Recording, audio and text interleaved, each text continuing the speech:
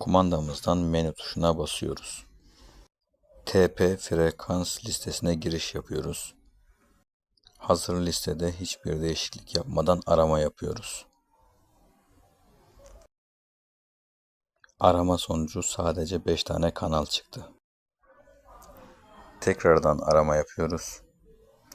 A arama kısmında hayır olan yeri evet'e çeviriyoruz.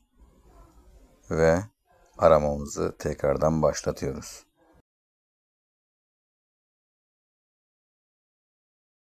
Kanallarımızı bulmaya başladı. Kanalımıza abone olarak bizlere destek verebilir, yeni bilgiler edinebilirsiniz. Kanalları kaydetmek ister misiniz diye soruyor. Tamam diyoruz. Menümüzden çıkış yapıyoruz. Kanallar kullanıma hazır.